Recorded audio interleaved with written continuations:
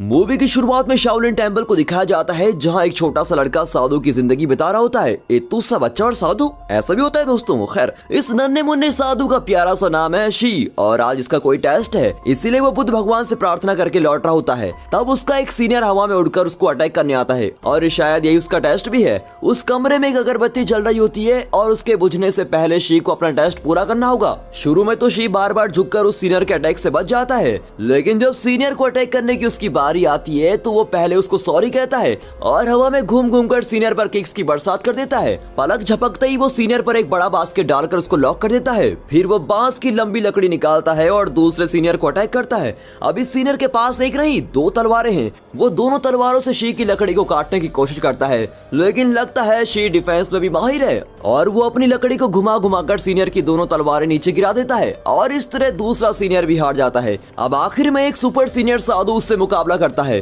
वो एक सीप फेंकता है जो दीवारों से टकराकर वहां के आईने को घुमा देता है। सूरज की रोशनी इस आईने में लगकर सीधे शी की आंखों में लगती है और उसे जलन भी होती है, लेकिन उसे भी सहन करके वो छड़ी लेकर भागता है। तभी सुपर सीनियर एक छलांग मारकर शी को उठाकर फेंकता है। शी इस सुपर सीनियर से भी हार नहीं मानता। सुनिए सुपर सीनियर जी, मुझे आपका टकला सर बहुत पसंद आया। ये कहकर शी उसे डाइवर्ट करता है और उसकी छाती पर एक तगड़ा किक मारता है, और फोर्स के कारण वो पिलर पर जाकर टकराता है, और ठीक उसी वक्त अगरबत्ती बुझ जाती है।